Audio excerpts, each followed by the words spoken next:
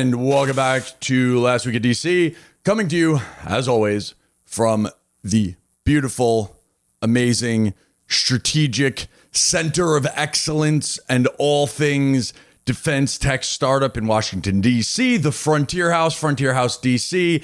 is the 501c7 nonprofit club, like all the other bougie clubs in Washington, D.C., but this one isn't bougie and we don't serve caviar. It's just for people in startups and small businesses in national security and the investors that give them the money to do it. That's it.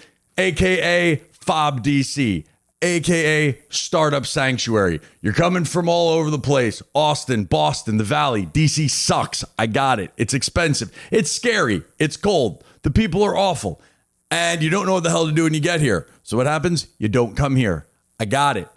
If you're coming once a year, you're wrong, because all your competitors are coming once a month or once a quarter or once a day if you're going up against Boeing, Raytheon, and Lockheed, because they have businesses and buildings and houses right across the street from the United States Congress and right across the street from the Pentagon. So if you are not in DC more than once a year, you're wrong. You have to be here more often. And you're like, how the hell do I do that, dude? It sucks. It's called the first plane into DCA and the last one out. You fly in, you come to the Frontier House, you drop your crap, you do your business, you get home on the last flight.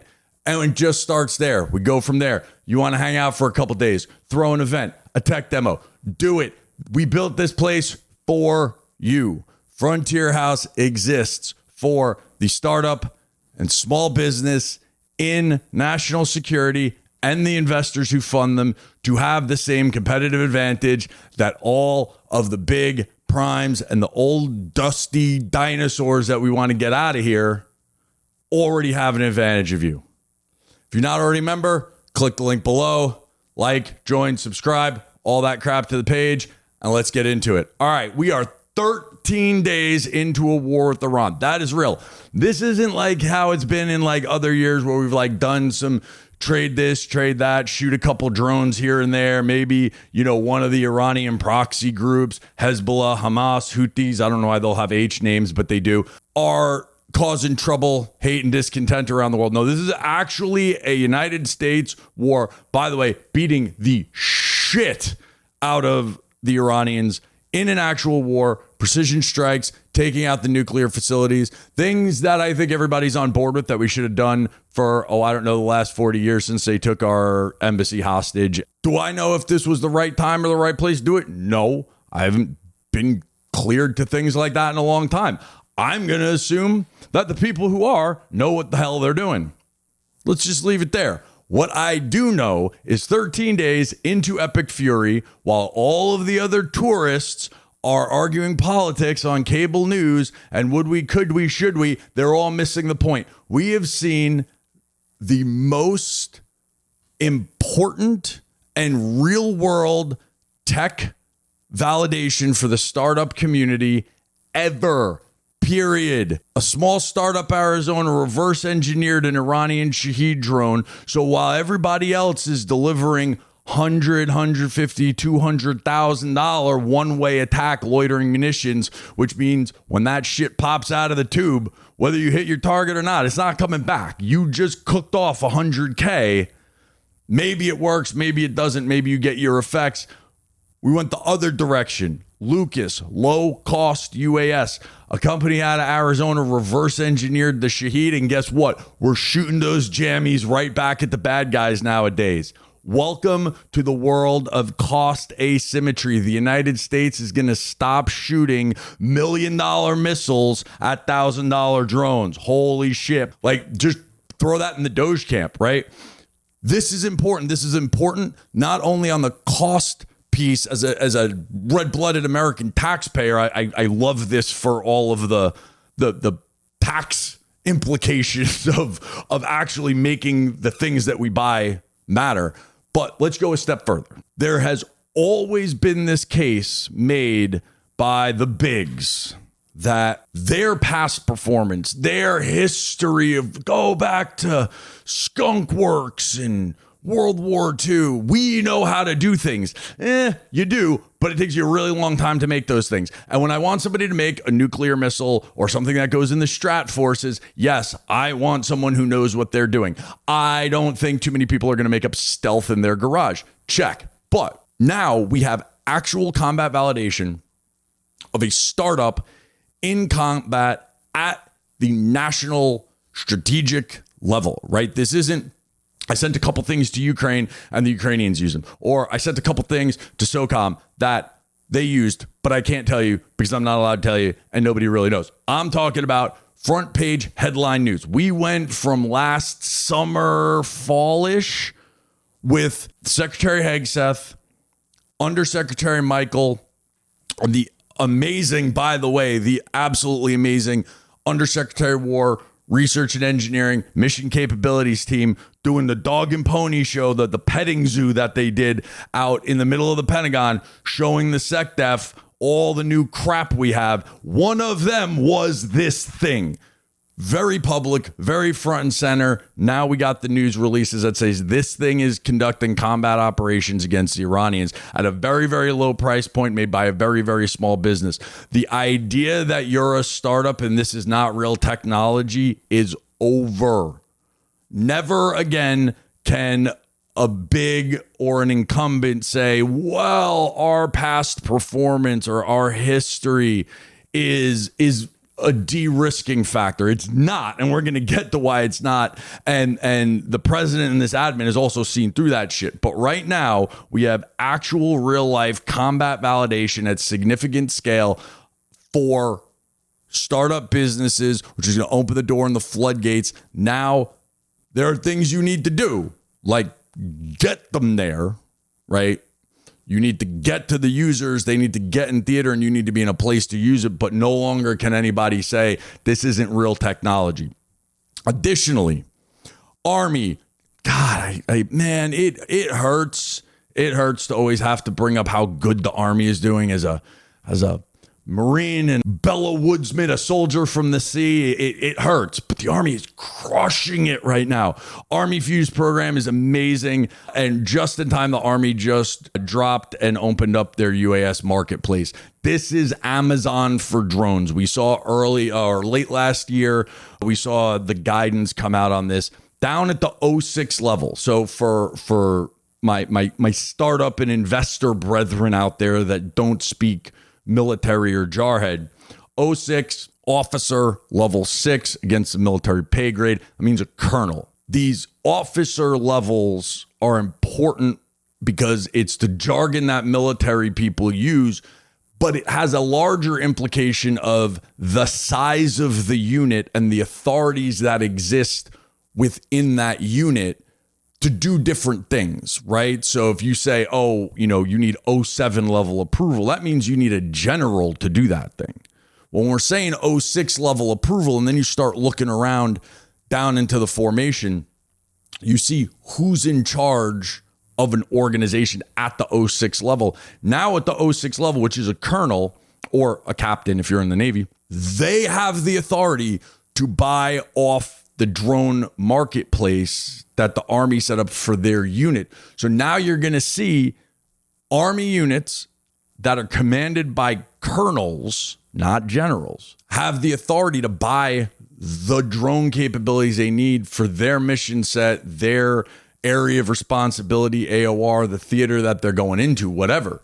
So you're going to see, theoretically, in the future, hopefully this is widely adopted by everybody because it's the right way to do it. I mean, if like there was a dude named Jeff who was like, oh, maybe I'll connect all the bookstores, and now we have Amazon, right? It's Amazon for drones inside the military. So if everybody adopts this, you're going to see the Marines in 2MEF, 2nd Marine Expeditionary Force, or MAR-4 LANT, Marine Forces Atlantic, using a certain set of equipment, while 1MEF, 1st Marine Expeditionary Force, or MAR-4 PAC, 3rd MEF, MAR-4 PAC, using a whole different set of equipment. That means your buyer has just come down in a level from that PEO, PAE, MARCOR, SysCom, PAE fires now in Army that's going to handle the bigger drones, and it's now moved down to a marketplace. Your buyer is getting closer and closer. And in addition to that, you dropped their Mystic Depot AI CSO. Man, there's a lot of letters in there.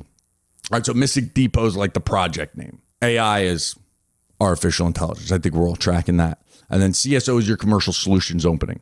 So commercial solutions opening is the way that they're communicating what they want.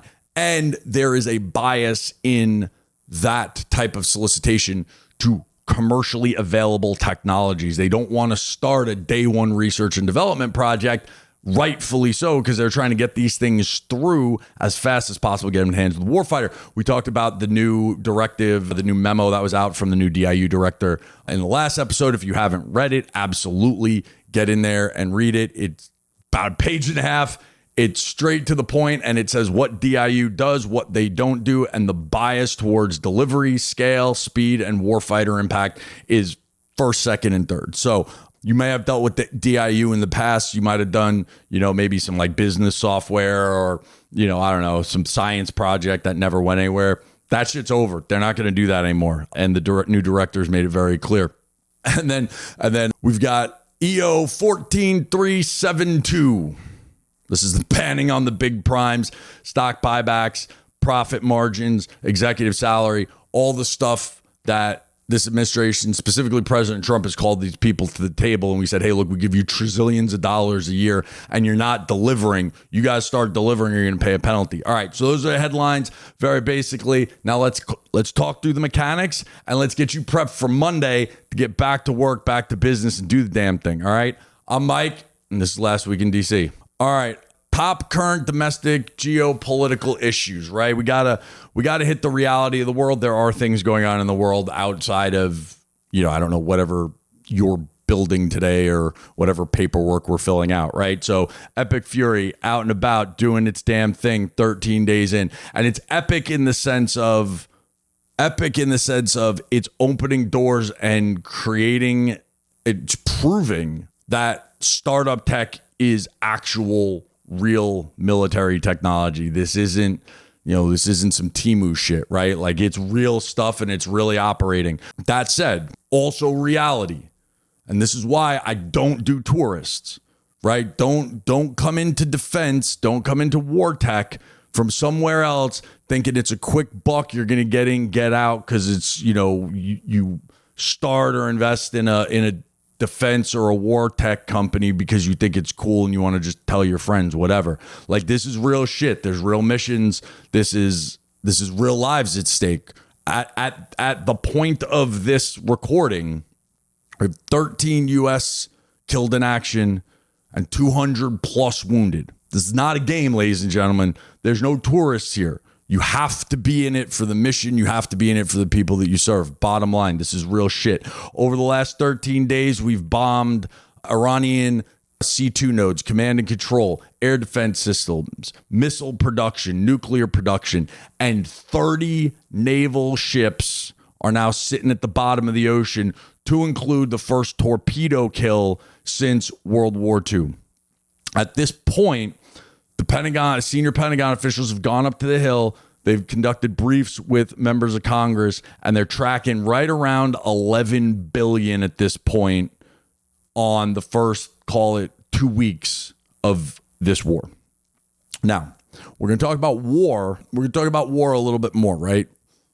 I don't want to be flippant with the words that actually matter. Words have meanings, and if they don't, society collapses. I feel very strongly about that. When we say we're at war, sometimes it has an emotional reaction. Sometimes it has, just a common law term, colloquial, whatever the hell you want to call it, right? War has a definition, and war is defined by Congress. So I don't mean to flippantly use the word war. War is defined by Congress when they declare war on another country. We're not there yet, and we'll talk about why that matters. But this is also, I wouldn't say, a conflict or a skirmish or a dust up or an incident either. It's sitting in a place that is clearly defined by a very contentious constitutional divide between Article 1 and Article 2. And we'll talk about that a bit. I'll have my producer timestamp that one. If you don't want a history lesson on the War Powers Act, you can just skip past that, but I can't help myself. Additionally, in the last 13 days, we've seen 3 AWS, Amazon Web Services, data centers struck in UAE. Now, is that important because I'm worried about Jeff's bottom line? Absolutely not. But critical infrastructure targeting has been very prevalent in the Russia-Ukraine conflict, where we've seen water stations, where we've seen power stations, things like that. Attacking civilian critical infrastructure is a real total war scenario. And that gets to the heart of your ability to generate and project power, forces, troops, right? You can't run an army on an empty stomach, right? It's Clausewitz, I think. It's not. I hope somebody's head explodes because I say shit like that. We've also seen targeting of desalination stations in the Middle East. In the Middle East, guess what? In the Persian Gulf, Arabian Gulf, Red Sea, there's not a lot of fresh water, right? So they heavily rely in the Gulf states, where we have partners and allies in, Saudi Arabia, UAE, where we have bases. They heavily rely on desalination stations to get the salt out of the water so they have potable water.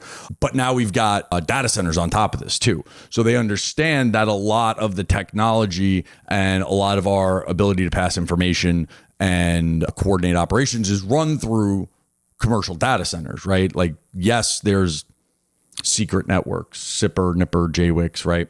All the stuff, but we don't have our own dedicated pipes for everything, and attacking civilian information infrastructure also is a critical infrastructure attack if you're trying to slow down the advance of the great American bald eagle that is kicking the shit out of the fucking Iranians right now.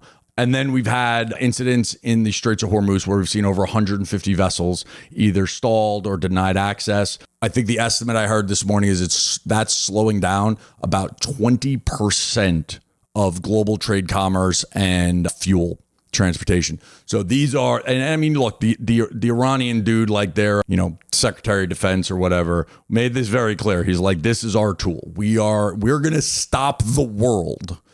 Like, the closest thing to stopping the rotation of the earth is shutting down global commerce. And if you're going and you're circumnavigating, you only got 2 ways to do it until all the polar ice caps melt and all the polar bears, come to live here in D.C. You got to go through the Cape of Good Hope down in the southern end of South Africa, which is literally the world's worst weather and worst sailing conditions, period, full stop. Or you're going to go through the Suez Canal. You're going to go through the Straits of Hormuz. You're going to go between Africa and Europe. This is a strategic bottleneck. It's terrible to try to get through there. It's basically a traffic jam all the time anyways. And the Iranians have a strategic position in that area, and they're really going to fuck global commerce up. I mean, like I said, that's the closest thing to, stopping the rotation of the earth for real. So it's going to cause issues. I think, the Trump administration has been very clear about saying, hey, this can't go on because of their access to this. They'll deal with them in the way that they have to deal with them. But what does this really all mean for folks in the war tech, defense tech, business community? One-way attack drones, beast. They gotta be cheap. They gotta be real cheap. I mean, I'm talking like Ukrainian, like $500 a pop, up to like, even for the big jammies, I'm betting like the biggest Shaheed clone we have is probably landed at under 100K, right? These are not multi-million-dollar weapon systems anymore. UAS, counter UAS. If you're in counter UAS, if you have low-cost systems that can deal with adversarial UAS threats, you're in business, because that's another huge issue. And I could rant about that all day. I wrote an article about that. I feel like it was like almost probably 2 years ago now, before I did a counter drone event, with the head of innovation at the 18th Airborne Corps, Andy Lowry, shout out the CEO of Epirus, who makes a great counter UAS system. And I was pissed back then because we still didn't have the counter UAS capabilities that we were asking for in 2016 when we were in northern Iraq and we realized that ISIS figured out how to put hand grenades on DJI drones. Like, we were asking for counter UAS technology back in 2016, 2024, still not done, still pissed about it. It's 2026 right now, still pissed. Tower 22 killed, I think 8 Americans and wounded like 80 in Jordan because we didn't have counter UAS. I mean, it's just prevalent. If you've got counter UAS systems, they're low cost, they're easy to integrate. Look, the problem with counter UAS is it's a very hard continuum of many things. It's not one thing, right? It's one way attack drone is my thing. It flies, it goes, it hits a target, it goes boom, doesn't come back. When you're dealing with counter UAS, first you have to detect the threat, right? You got to be looking at the sky. So you need things that look at the sky that can detect and identify and classify a threat, right? You have to know that it's not a bird or, a friendly airplane, right? So you got to do that. And chances are, if you're good at that, you're probably not always going to be great at the continuum of everything else. So after you observe, detect, classify, then you have to track the thing.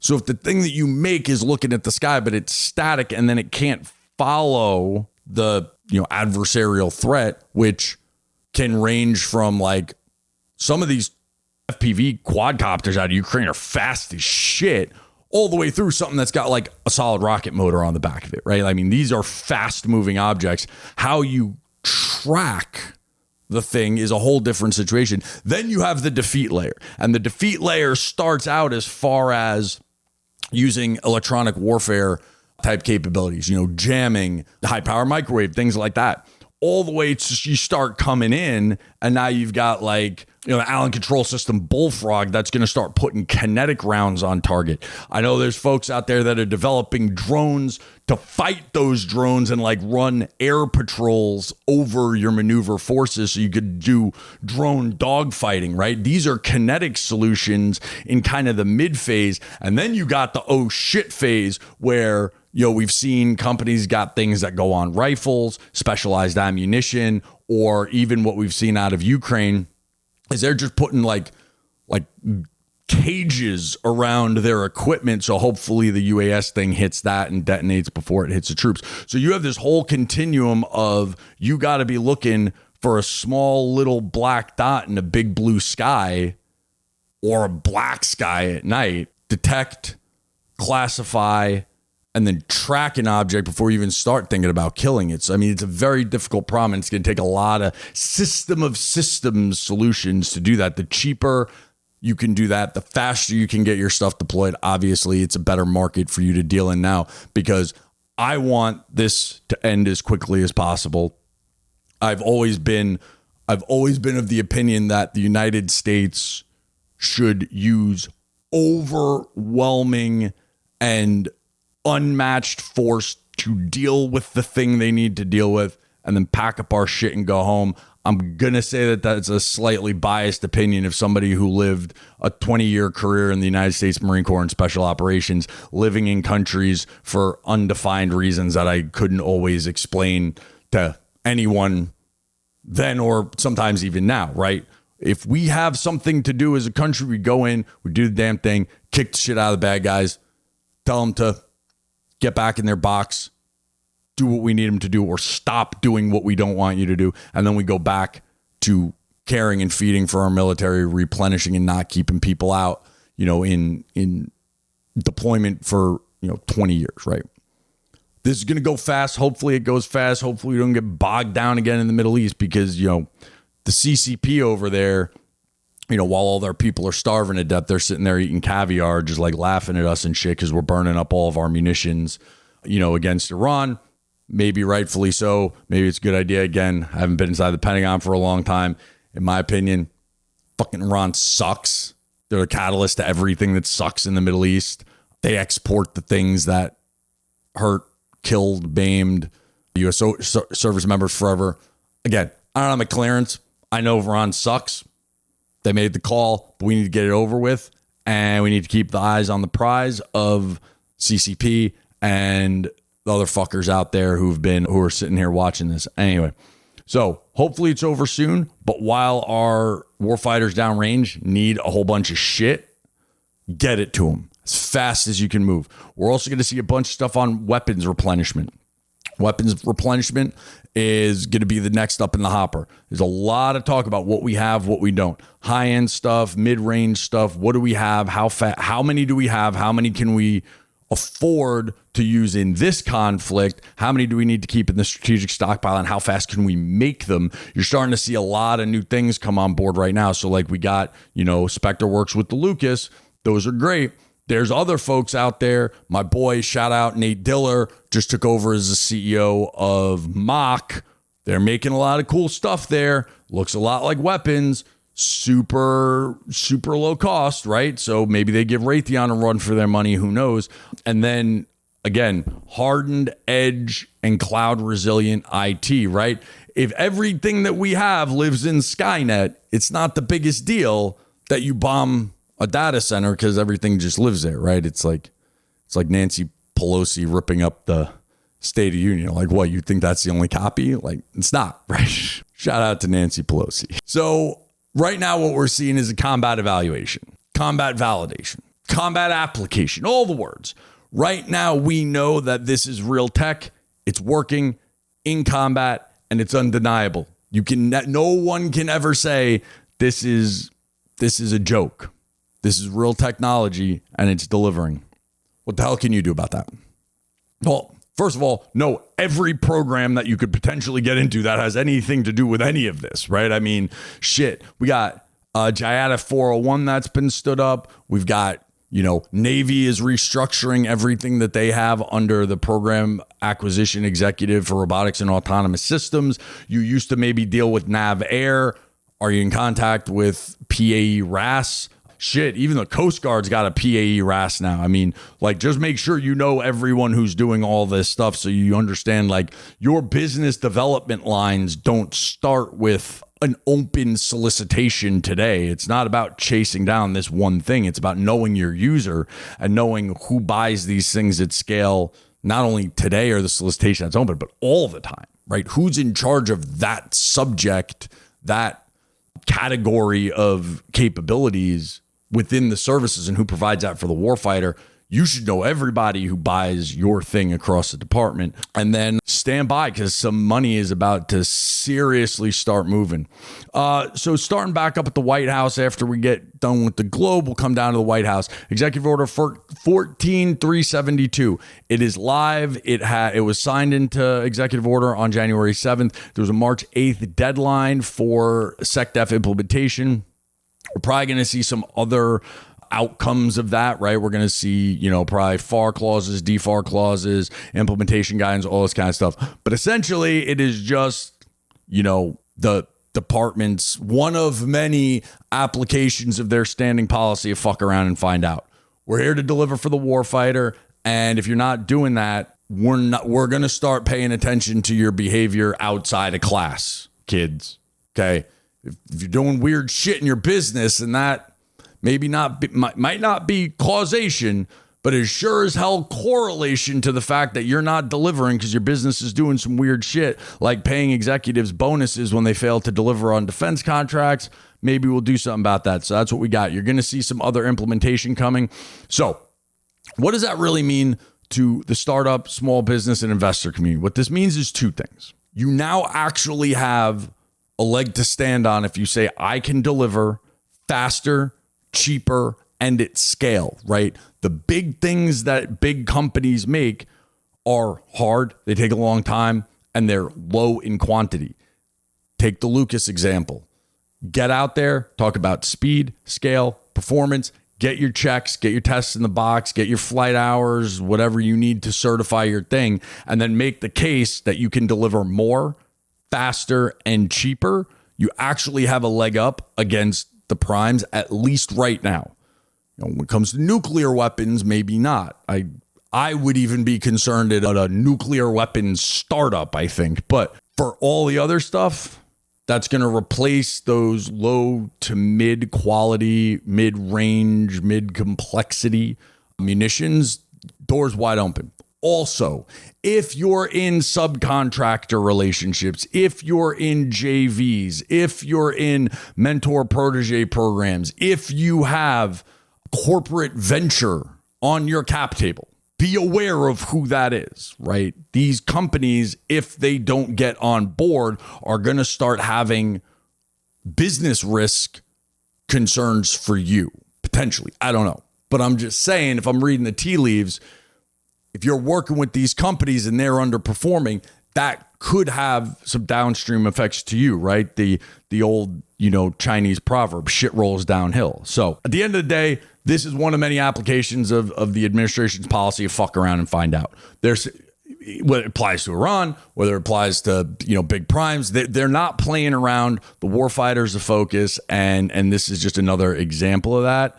The irony of this to me is just that, the turntables have turned, and the good old faithful big dinosaur primes, their past performance is no longer an indication of future successes. Everybody's, financial manager will attest to as they're trying to sell you gold or whatever the shit, right? Like, yeah, you have a long history of performance. That's cool. What was your cost schedule and performance on that? Did you have overruns? Did you deliver on time?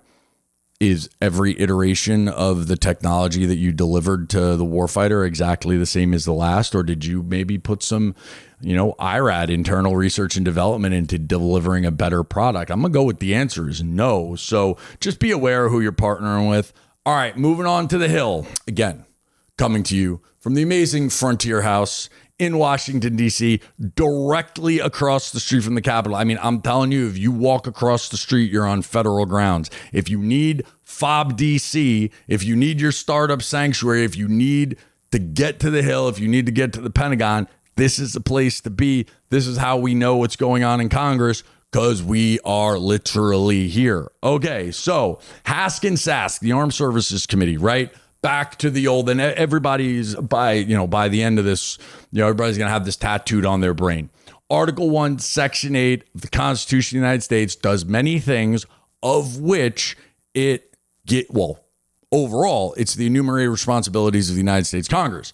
Second importance is it has things in there like declare war, which we'll get to. But it also says to govern the rules of land and naval forces, to raise an army and maintain a navy. Those are executed on an annual basis by the two committees that make up the defense committees. That's the Hask and the Sask, the House and Senate Armed Services Committee, and then the House and the Senate Appropriations Committee on Defense. They both do these things.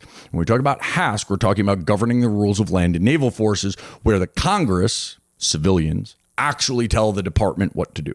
So Hask and Sask are kicking off their hearing season for the year. This is must-watch TV, okay?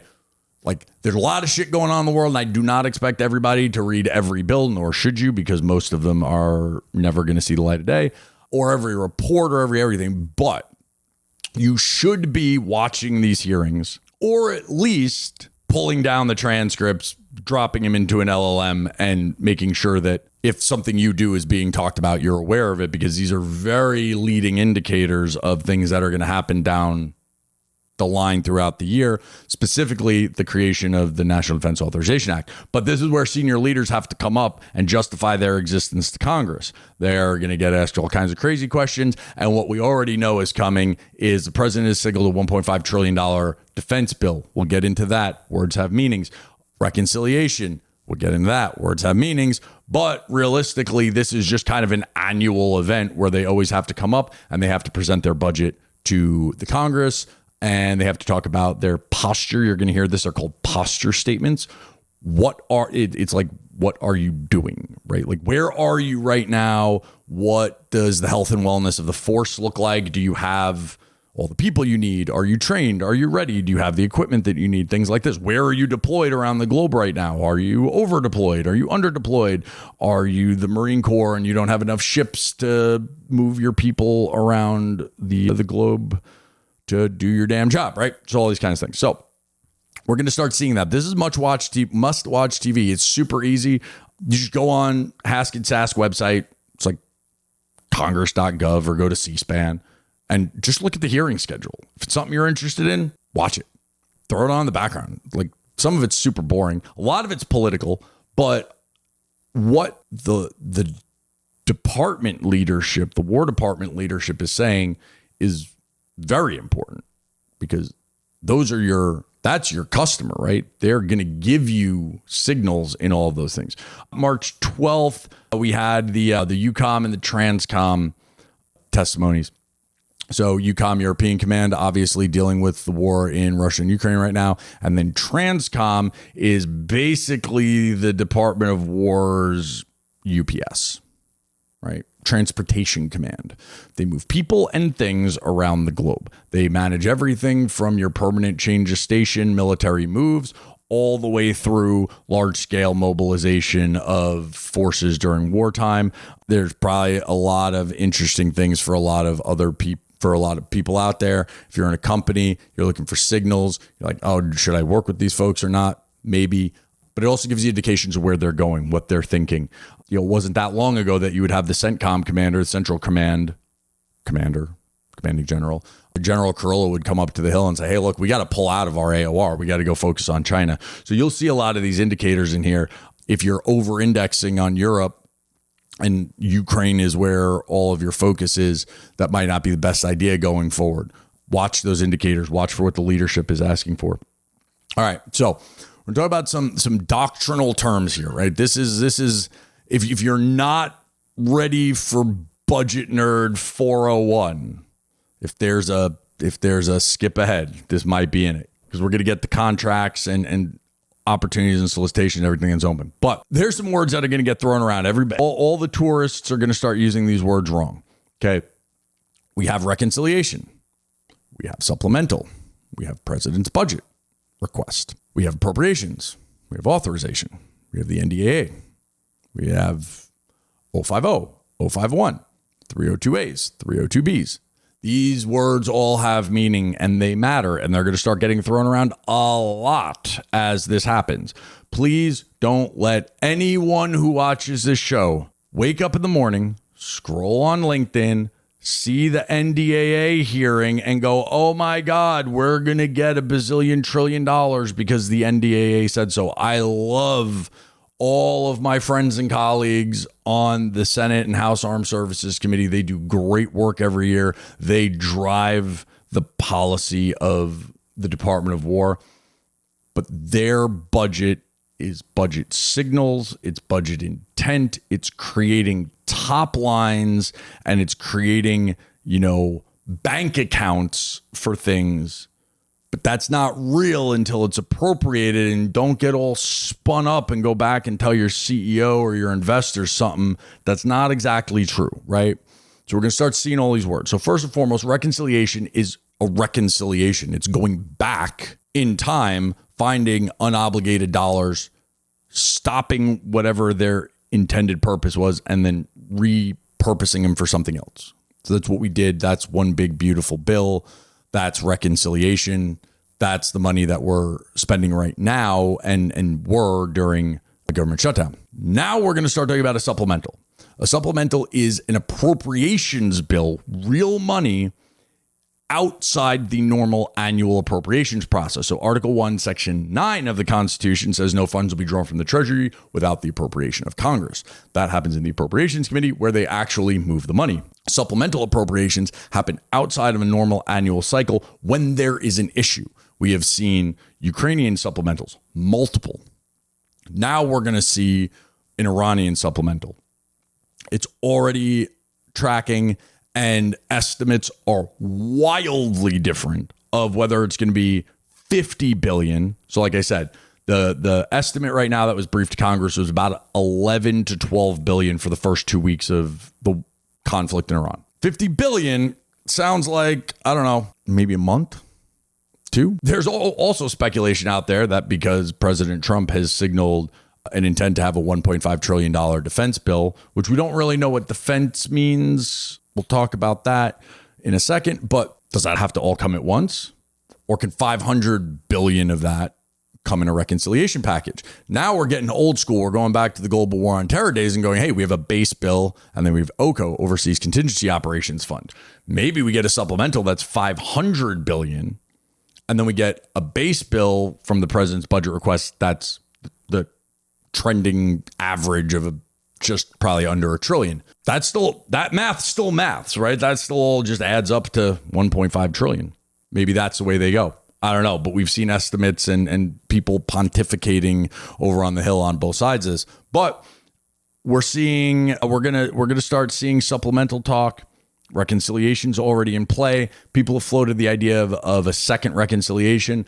I'm not saying that happens or doesn't happen. I'm telling you, it's not going to be as big as the first one because there's just not the money there. If reconciliation goes back in time and pulls money that hasn't been obligated forward, there's just not that much left, right? I mean, short of shutting down full government agencies, there's just not that much money left there. They'll be able to pull some forward. The supplemental is new money, and it's pulling money from the Treasury through the exceptional appropriations process, not the standard annual one.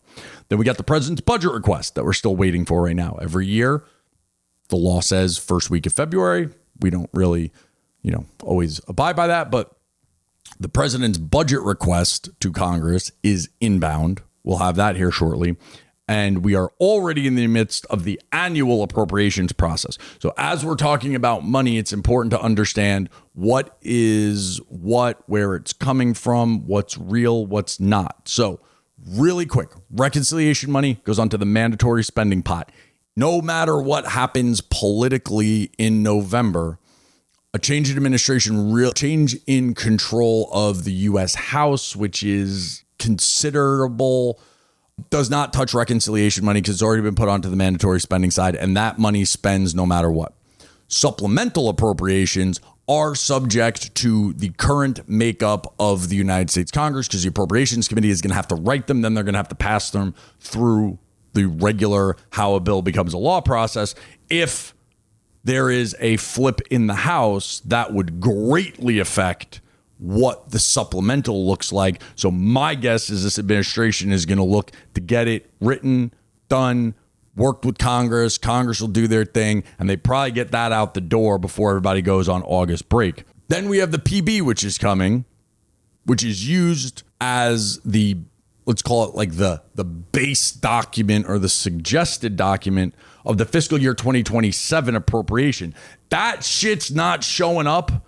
There will not be an enacted 2027 appropriation until like Q1 calendar 27. And it might be late into Q1, depending on what happens, because if we have a flip in the Congress, that's gonna mess everything up. So we know we have reconciliation spending. If supplemental is spent, that's the money that's probably gonna weather another continuing resolution that happens on October 1st or another government shutdown. That's how we're going to weather the storm. So my guess is this administration layers as much of that in on the front end as possible to weather the storm, depending on what happens in November. Again, I don't want to get involved in the politics here, but if you do business with the federal government, you need to be aware of these things. Like this is bare minimum understanding of the world and the customer and the market that you work in. Changes in Congress will absolutely affect how, when, why, where you do business and who does business with you, right? So, all right, so getting into the type of money. So the president has signaled he wants a $1.5 trillion budget. We don't really know what that means because how we define the defense budget or the national security budget is not clear. It's not clean, and I would have almost no expectation that anybody outside of somebody who works in this all day, every day would understand this. So OMB classifies, as Office of Management and Budget, classifies national defense as Function 050. It's an administrative classification code for all of the things that OMB has to track. 050 is national defense generally. Under national defense, you have the 051, 053, 054, Department of Defense military activities, which is the normal money that we're used to dealing in, military personnel, O&M, procurement, RDT&E, military construction, and then the working capital and revolving funds. That's the Department of Defense budget. Also in there is the nuclear weapons portfolio that goes to the Department of Education, and then other defense-related activities. And if you look at the 054, the other activities actually span the remainder of the other 12 executive branch appropriations bills. There's a little bit of national security everywhere, and then the 054 governs that. So what are we really talking about? Because if we're talking about the 050, the 050 getting to 1.5 trillion is not a big jump. To make the 051 $1.5 trillion would be literally a 30% increase. So we'll see. Additionally, now when we get into Congress, why I say it's not clean is because in the budget committee in Congress, the corollary to OMB, they passed what's called the 302A. The 302A is the total top line of appropriations for that year across all 12 appropriations bills. Then they have the 302Bs that allocate the part of that for all 12 appropriations committees. So the House and Senate first the House and Senate budget committees will pass their own 302As, which then they'll fight about later in conference. But then the 302Bs will be allocated separately in each chamber. The House and the Senate will pass their own 302Bs, and then that will tell the Appropriations Committee chairs for the House Appropriations Committee for Defense, in this case. In the House, that's Chairman Ken Calvert in D, and in the Senate, that's Senator Mitch McConnell for the Senate Appropriations Committee Defense. It's not clean because in the appropriations committees, they don't manage the military construction bill. That actually goes to another appropriations committee for military construction and veterans affairs, MilCon-VA. Okay. So you're already taking military construction, which is a big bill. I mean, if you look at, the Speed and Forge Act and what, Senator Wicker wants to do on the shipyard side, there's a lot of military construction, and it's a big bill. So first, you're taking that out of Hack D. So the Hack D bill is not the 050 in totality by any stretch. Well, then it gets more complicated because what is in Hack D is Intel. So there is no Intelligence Appropriations Committee. That falls under the House Appropriations Subcommittee for Defense. Now, if you shoot over to the Armed Services Committee, HASC and SASC, they do take care of military construction. They have a subcommittee on that. And they do not deal with Intel, which goes to the House and the Senate Permanent Select Committees on Intelligence. So you can see it's murky on what 1.5 trillion actually means. And why I say this is the most important thing is the real dollars with the real people who have them. Just like I'm telling you, you should spend time with Sergeant Mike in the Marine Corps and find out what he needs, but also have no expectation that he has any money, any ability to buy things whatsoever. Sergeant Mike has no knowledge on how to help you help him buy that thing. Okay. He's out in the field shooting guns. He knows he wants something better. He doesn't have any idea of any of this. You got to know your customer, and then you got to know your stakeholders. Things for the Marine Corps bought through MARCOR Syscom, a Navy Systems Command.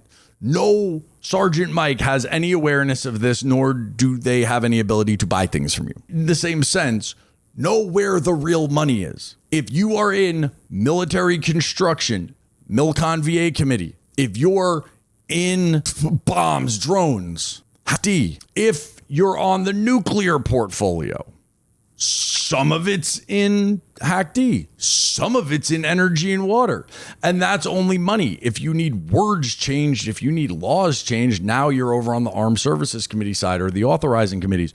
You need to know what you need.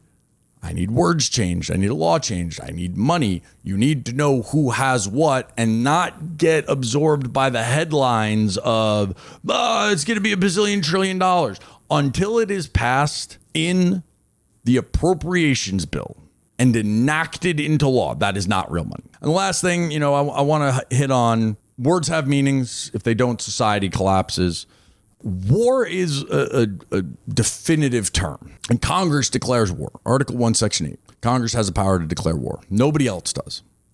That's the separation of powers. That's civilian control of the military. That's all the Constitution 101. As late, great Antonin Scalia once said, if you have not read the Federalist Papers cover to cover, you should. I think he said something different, but go for that. You have to understand why we got here. And declaring war is the sole and distinct responsibility of the United States Congress. Now, there is other authorities that the President of the United States, under their Article 2 constitutional authorities, have to defend the nation.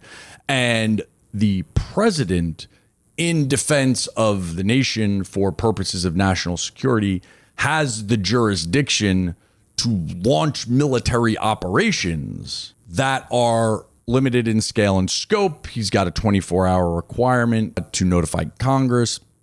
And then the operation cannot last more than 60 days without a declaration of war. So right now, the president is operating within what is called his War Powers Resolution Authority. So the War Powers Act, the War Powers Resolution of 1973 was the latest iteration of that law. That the 73 version confined and restrained some of the abilities that were accessible to the president before that. This was an outcome of a lot of the activities that were going on during Vietnam. But nonetheless, the president has the total responsibility and authority as the commander-in-chief to defend the nation in the way that he sees fit. He has 48 hours to tell Congress, and he has 60 days to conduct the operation. Under the Reagan administration, we saw things like Panama and Grenada, which were also War Powers Resolution Act. What we saw that is an abysmal shame and a shredding and stomping of the Constitution is what I feel is the reason that we ended up in the global war on terror was President Truman's use of a military or police action in the war in Korea that was not limited in scale or scope, was a full-blown war against a nation-state adversary and their friends that actually today has not been solved and has been basically put on pause in an armistice that we still deal in. I think that led to Vietnam. That led to the war in Iraq, because if we just don't call it a war and Congress never declares war, then we can just stay there and do whatever we want forever. And that's not the right answer. Again, I don't know what's going on behind the curtain and why the president decided today was the day to go fuck up Iran shit, given that they've been an asshole for 40 years. But I do know he is 100% operating within his War Powers Resolution authorities to conduct military operations for up to 60 days. That clock is ticking. That is what war means, ladies and gentlemen, when the Congress declares the United States is at war. This is the authorization of use of military force conversation post 9/11. Look at what we did in Desert Storm. You have the end of World War II with the unconditional surrender of the Imperial Japanese military.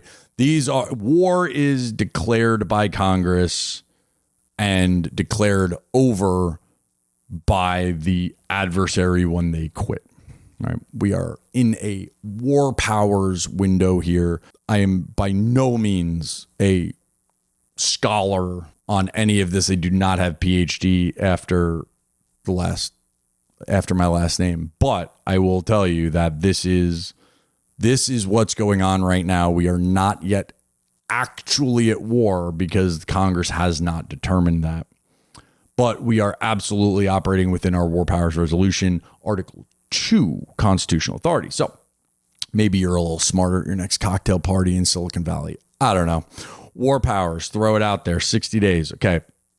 So I don't think for any reason the president wants us to go on longer than that, but that's a window where you're saying, okay, if the president's signaling that he wants this over and I know the shot clock is 60 days, this is your window to talk to your users, to talk to your warfighters that you're building to support, and get your shit out there.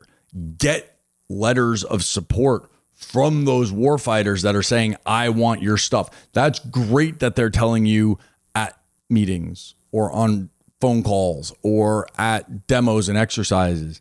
Get them to put it in writing and get that to the senior leaders in the department so you can show that demand signal. Because I'm telling you, I know for a fact right now, shit is shipping into theater for use today in this conflict. You want to be in that, in that workflow to get your things out there that people want. I hope this doesn't go on longer than it needs to, but while it is, if your thing is going to solve a warfighter problem, you need to fight tooth and nail to get it out there, because shit's moving right now and people are going to be deployed and they're going to be used operationally. All right.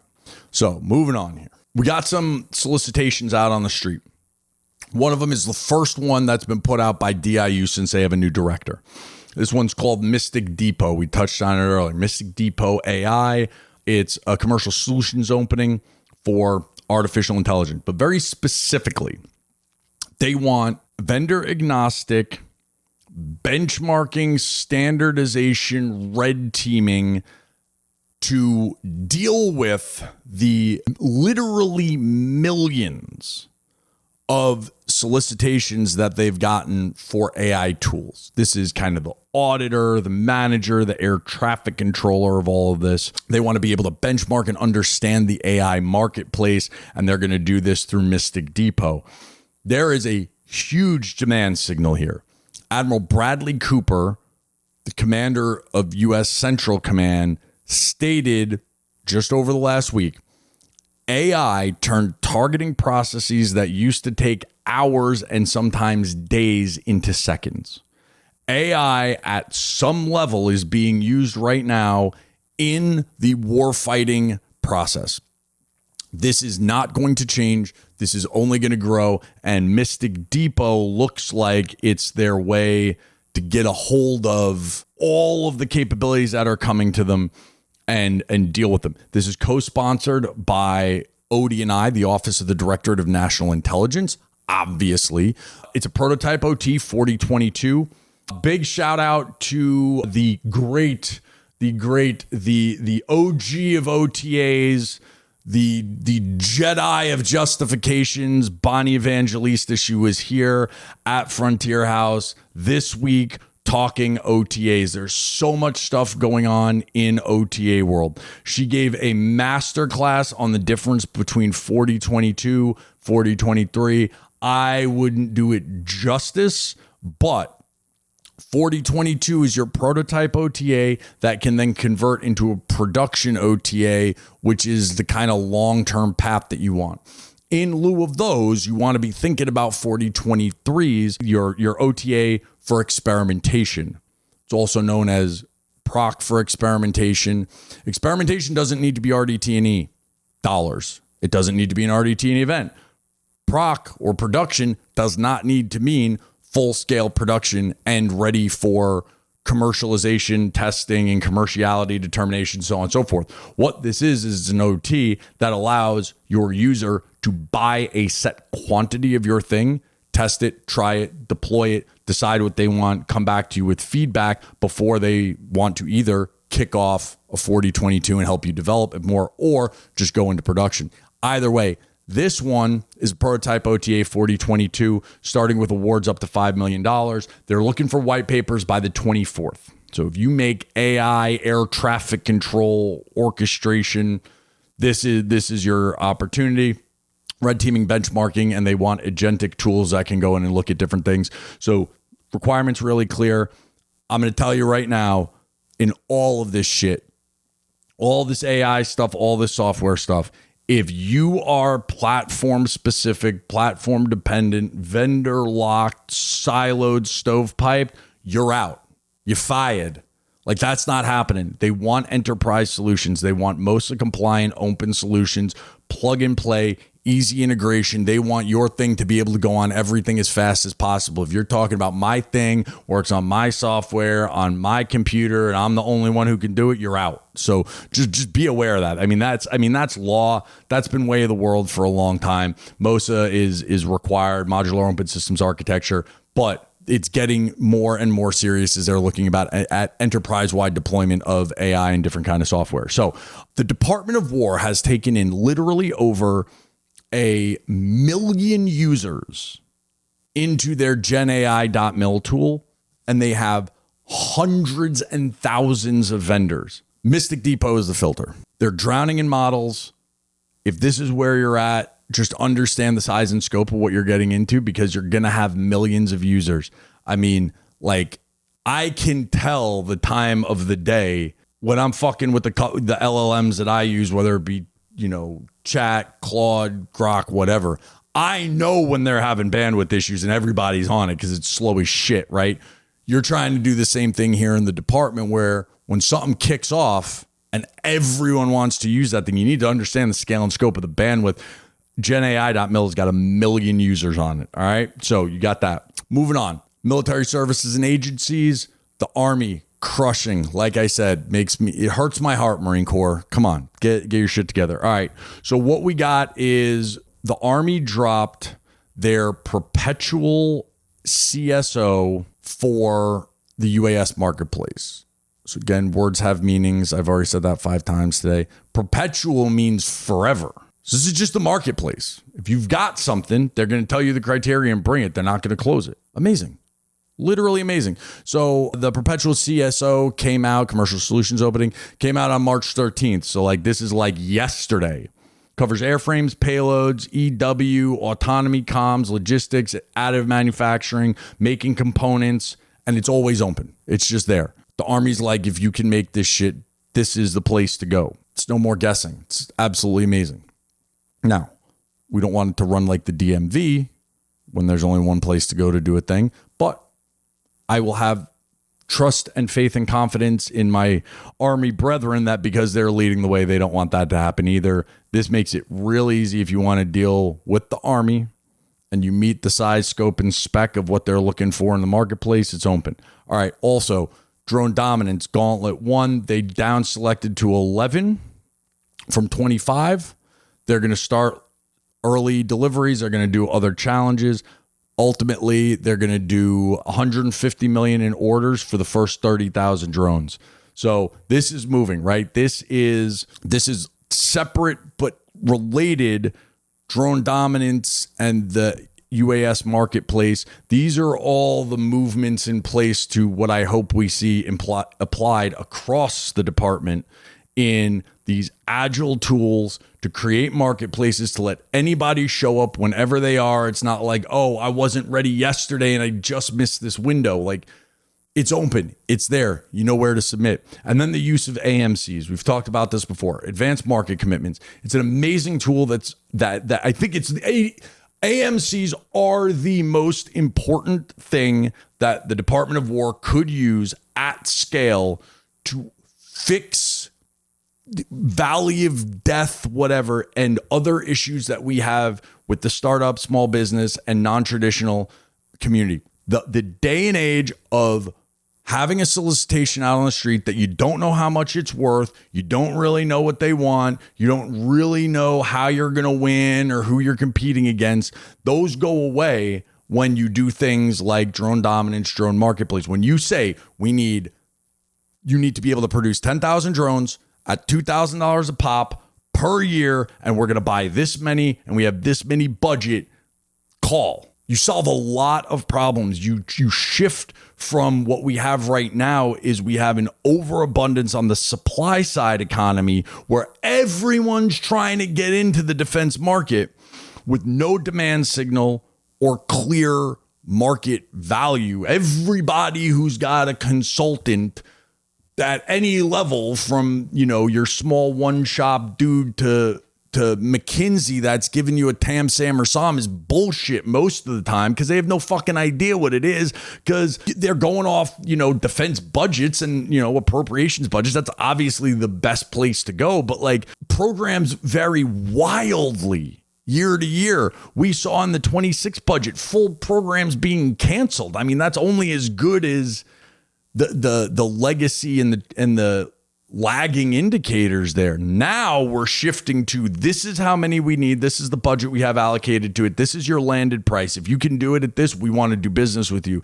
This is the strongest use of advanced market commitments, market shaping, and turning to a demand side economy that we've seen in the Department of War, period, full stop. I love it. I want to see more of it. But there's always a but. But there are going to be holdups to this. There are going to be holdups to this if, one, you didn't win and you're already pissed. Okay, cool, got it. I hope you get great feedback. That's another thing that I talk to our government folks about all the time. Give good feedback. I understand that there's liability in that, under, a FAR-based contract, everybody doesn't want to say anything because a bid could get protest. And then now you got to go through GAO and fucking bid court. And it's a mess. I got it. But we got to get better at giving feedback in a way that obviously doesn't open up the War Department to liability, but also helps teach, train, and mentor these young companies that are coming up and explain to them why something didn't work. And if it's classified, get as close as you can get. I mean, if you said, hey, your thing is orange and it needs to be black. Okay. If it's, hey, your communications node is ZTE Huawei piece of gear. Okay. That shouldn't be too hard to give feedback. Well, what we're going to start seeing throughout the drone marketplace, specifically in drone dominance in the next phase, is they want Chinese parts out. That's going to take 11 down to single digits real quick, right? I would assume that the first tranche of down select was either done on flight performance, user input, or realistic capabilities to manufacture. We talked about that a little bit. Everybody's obsessed with the getting their TRL up, which you should be. Your technology readiness level. You want to make sure that your technology is mature before you start bringing it too far to the government, talking about program of record and all this shit, when really it's something that you put together with, homemade stuff in a 3D printer in your workshop. Okay, cool. Well, that translates with your 3D printer to the manufacturing readiness level. Are you engineered for manufacturing? Can this go into low rate or full rate production? They are probably looking at that earlier on things like drone dominance because they do have a demand signal where you need to make 10,000 a year. That's actually a pretty high number for a small drone manufacturer, depending on how long they've been around. So I would say probably a lot of that went into drone dominance 1. As they go into the next phase and they down select and you're not allowed to have certain Chinese parts or parts from restricted companies or countries, that 11 is going to go down to single digits real quick, but be aware of that. Let's transition this from last week in D.C. to next week in D.C., right? So you got the DIU Mystic Depot open. That's going to close on March 24th. Army's open their perpetual marketplace. Words have meanings. Perpetual means always open. It's open. And Jayada 401 has a counter UAS CSO that's open through 2028. So again, we're seeing commercial solutions openings. Bring us what you have today, right? Don't try to, guess what we want. Just bring us what you have today and we'll talk to you and work on it. And then we're seeing what used to be the standard in like a broad agency announcement where they're going to leave them open for large periods of time. So we got Army Perpetual Marketplace and the Jayada 401 counter UAS CSO that are generally open for a long time, 2028 being one. The only thing that's closing next week is DIU Mystic Depot. So if you need to get up in that, do that. Upcoming this week is if obviously you got selected in drone dominance, they're going to do an on-site at Camp Blanding on March 25th and March 26th. They're going to go over EW, GPS, resistance, and they're going to go over all the no China rules. There's probably going to be some folks that are sad walking out of there. The PMs for UAS across the department that are all involved in drone dominance, very specifically, the PM, Travis out of DIU, is going to be there kind of leading the thing. And there's probably gonna be some sad folks walking out of there. If you are going to that, well, if you've been selected for drone dominance, go. Like, it's non-negotiable. Like, I shouldn't be, You know that. I don't have to say that. But I would come up with a bill of materials and I'd show up there planned to talk through your risk and your risk mitigation, your parts mitigation, and show up with your whole bill of materials and show them what's what with what you're getting from China, what you're not. And I mean, if you're clean right now, you're gonna be a happy camper walking out of there. Maybe others not so much. Okay. So also coming up next week in DC, look, there's a lot of people, shout out to John Ferry. We're trying to get him over Frontier House for our next engagement. So far over the last couple of weeks, like I said, we had Bonnie Evangelista. We had Devin Bohannon, the program manager for AppFit, came by. He did an amazing masterclass on AppFit. Obviously, we're 6 days away from the acquisition organizations having to transmit to R&E. So we're getting towards the further end of the cycle here in AppFit 27.1. No, hang on. No. 26.2. We're still in fiscal year 26. Devin talked about the 26.2 cycle. Coming to the end of that one. I obviously too late to get in the game now, but it is not too late to start your 27.1 submission if you haven't started already. You don't have to wait for the window to open to go out and talk to your end users, start getting your letters of support, start looking for the champion that's going to transition your program. When that happens, by the time the window opens, you want to be package ready in the hopper to start getting that up, depending on who you're working with, whether you're going through a combatant command or a non-acquisition organization or an acquisition organization. Anyways, thank you, Devin, for coming. It was a phenomenal masterclass. I think everybody got a lot out of it. We're going to continue to have people over here at Frontier House, but we do want to throw out, I said shout out to John Ferry. I said shout out to John Ferry because, like, if you read his Valley of Death handbook manual, he's not the biggest fan of events and socials and happy hours and conferences. And I get his point.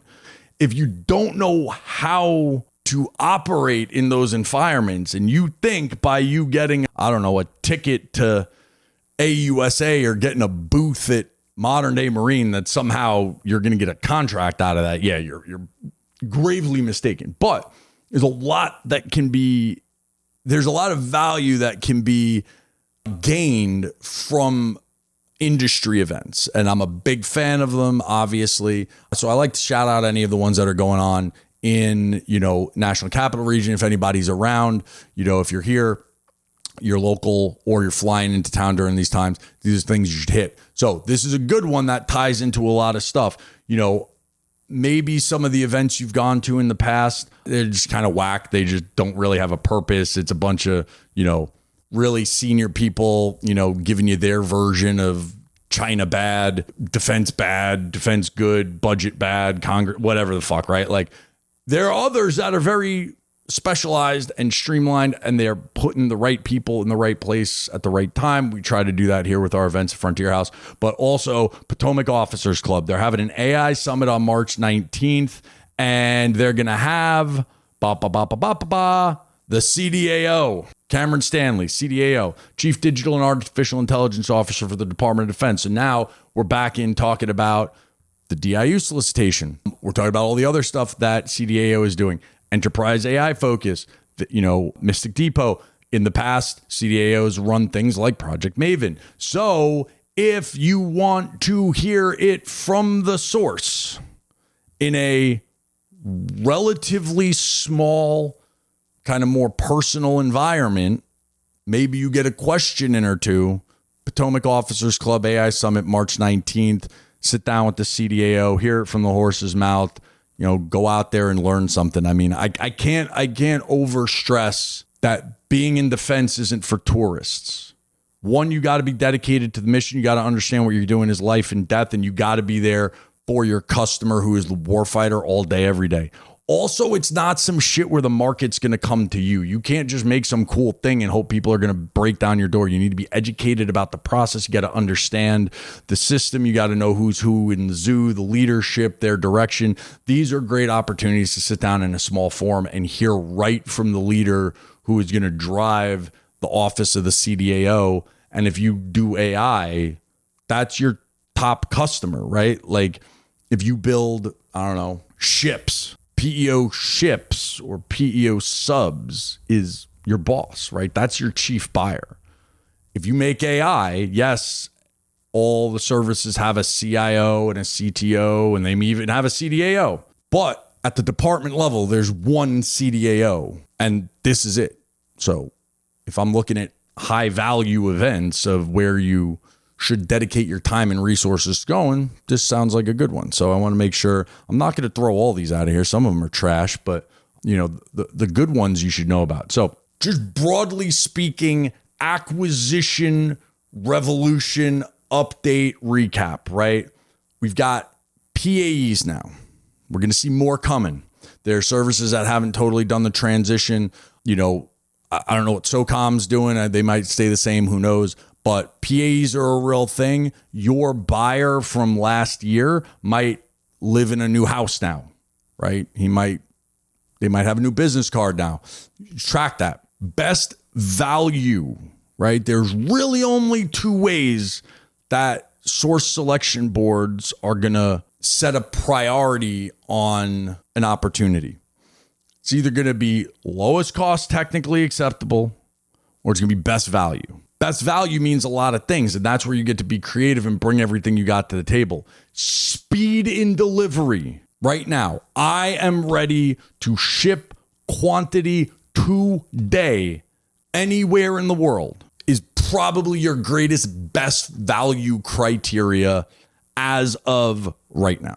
Watch who your partners are. EO 14372 is real. Watch your agreements, watch your arrangements, make sure that somebody that you partnered with that you thought was going to get your foot in the door isn't, coming under scrutiny. Drone dominance is an AMC.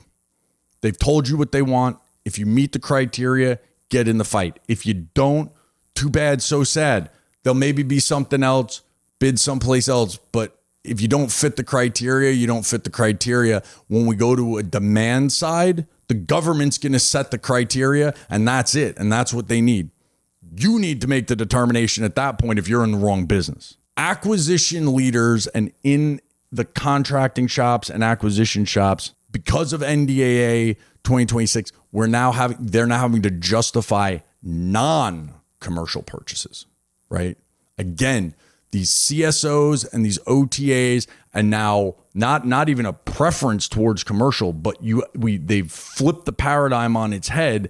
Now you don't have to justify. You used to have to justify why you wouldn't develop something internally, because obviously the commercial sector has no idea what would potentially ever be used by the military, considering that when I was in SOCOM, I bought, half the shit that I brought on deployment from Cabela's. They flipped that. Now you got to justify if we need to develop something, if we need to start from scratch, if we need to call a lab or an FFRDC or something like that, you got to justify that, and you got to prove to me that there's nothing on the commercial market that's meeting the 60, 70, 80% solution, and I can't just take that and fix it a little bit.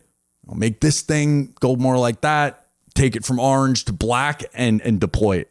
Speed is everything right now, and commerciality and readiness to go deliver at scale is not only the preference, but it is the directive now. And at the end of the day, this market changes regularly. When defense, war tech in general changes, these are your market signals right now. I don't care what you told your investors 6 months ago. I don't care what you told your board. If you're not having these conversations internally and shifting and pivoting and demonstrating agility to deliver at the speed of need, of war, of conflict, of where the department's going today, you will be left behind, and to a great degree, you should be. You don't get to come into the defense market and tell the warfighter what they need or tell the department what they need. You should show them what's available. You should educate them on the scope of capabilities that they may not have known existed. But you have to do business the way they do business. In the past, it sucked because it was really hard. Now, people are going to complain it sucks because it's moving fast and I don't know what to do. And I didn't know that office existed and I don't know what an OTA is. Well, that's where you got to be having these conversations. You got to have somebody inside your company and your investment firm that is just nerding out on this all the time and keeping up on it, because as the market moves, you need to keep up with it or you're gonna lose. That's bottom line. Education in this, awareness of this market is non-negotiable, because what the warfighter needed yesterday might not be what they need tomorrow. And at the end of the day, that's what we're all here for. So shit's moving. Keep up. All right, actions for next week. So here's your playbook for next week. We got one hard deadline. If you're in AI, hit that. If not, start dropping unsolicited proposals to the perpetual CSO and the GIATA 401 CSO that's open. Drop your white papers now.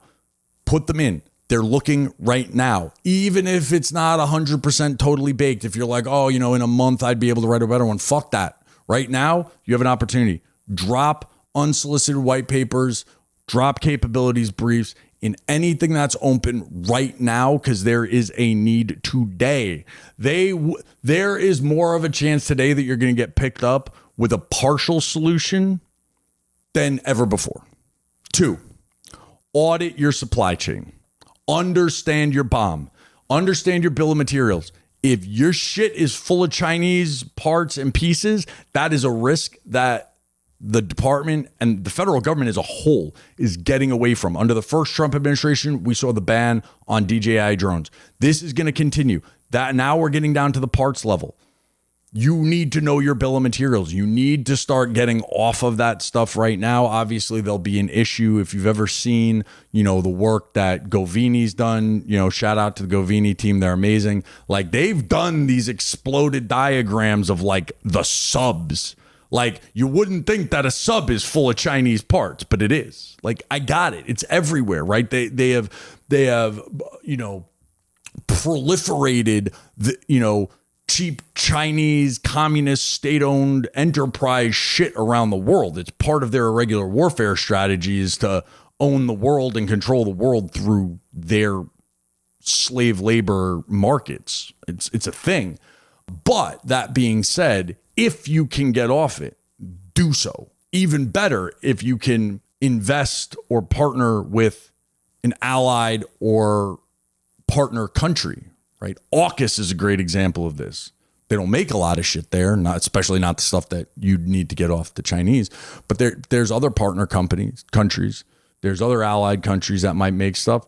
Or best of all, find an American business that does it. Yeah, it might cost you a little bit more, but it's going to cost you a whole lot less than getting booted out of drone dominance, because your shit's actually a Chinese drone with the U.S. wrapper on it. That's not going to fly anymore. All right. And then last but not least, we got other compliance things coming on board. CMMC is getting even more real. We're about halfway into the first tranche of phase in. At the end of the year, I think November, we go into the second phase. If you're not thinking about the CMMC stuff, the compliance stuff, it's boring. Literally in my notes, it's titled Boring But Important. The compliance shit is not going to be a joke. Cybersecurity is not a joke. This is the number one target for the U.S. warfighter, period, full stop. Like, cyber is just such a vulnerability. You got to be straight on that, or it's going to get harder and harder to do business with the federal government, specifically the Department of War. They're getting stricter and stricter on that. The SPRS assessments and your self-attestations, to start handling CUI information is more real every day. It's going to keep getting more and more. I understand it creates a cottage industry of CMMC experts that you have to pay to do all this shit. We're starting to see contracts be written and opportunities where you're allowed to utilize the funds from the award to get your CMMC right and do other compliance steps. We talked about that last week. That happened in NDAAs, that they raised the cap of what you can use your award for in the new SBIR legislation that's been passed by the Senate, still waiting to pass in the House. But you're allowed to use more of that award to get your CMMC and other compliance stuff done right. obviously take care of that, whether you want to train a guru in-house or you're going to go out to, some kind of, outside third-party help, whatever. It's becoming non-negotiable. And when I talk to senior government leaders, that's going to become, right? So it's first TRL, is your shit real? Manufacturing readiness, that's real. I have a sneaking suspicion that was a huge criteria for down select on drone dominance. HRL is real. I don't know if you guys all know that. NASA has a system called HRL, human readiness level. Have you put this in the hands of a human? And do they think it's okay, right? This is like your UI UX kind of assessment of like, have humans that don't have engineer in their business card actually touch this and use this? Have you given this to Sergeant Mike, out in Okinawa and said, hey man, take this out to the field for a week, come back, tell me what you think, all the way through? Are you starting to lean into the .mil PF side? Are you doing your training manuals? Are you doing your training programs, things like that? And they're going to start asking for a lot more of that. I'd say before any of that stuff, maybe TRL, but before any of that stuff bites you in the ass, you're not even going to go down that rabbit hole unless your CMMC and your cyber security and hygiene and business stuff is locked up, because, that's where the adversary is going to target first. That goes back to targeting AWS data centers. It's a lot easier to win a war if all you're doing is knocking out their information flow and doing cyber attacks, and you don't actually have to do warheads on foreheads, right? So this is a big concern. It's not a joke. I mean, CMMC sucks. I'm sure I don't have to do it. I got it. But I'm sure it sucks, but there's a good reason why. So anyways, the department's looking at your cyber. You're not going to deploy to an operational environment, especially in Indo-PACOM, if your shit's not wired tight for cyber. And you're probably not going to go on contract if your shit's not wired tight here in the US, because there's no difference in attacking you and your company at home or attacking you and your device overseas when it comes to the world of cyber. It is a critical requirement for moving forward and becoming a big boy business in defense. All right, so let's wrap this up. Epic Fury is epic for one reason. We now have proof and confidence from the Department of War that a small business or a startup can deliver real warfighting capability faster and cheaper than the legacy companies. And it's real technology deployed today. This is a huge shift in validation, and the department's going to move fast. The money's going to move fast. Reconciliation, supplemental, appropriations. Money is going to flow. You need to move just as fast. So at this point, that's it. Another big week in DC. Lots of shit going on, lots to keep track of. This is what we do. Questions, comments, pull the thread on something. Mike, you're a fucking big stupid idiot. You don't know what you're talking about. That's what the comment section's for.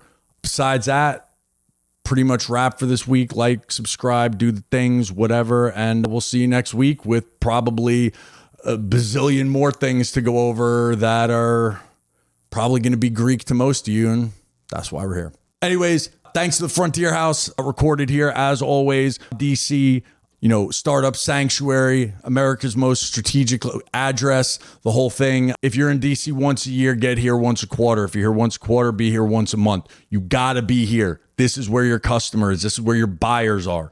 If you want to walk the streets and you want to talk the talk and you want to figure out who's doing what, you have to be in Washington, D.C.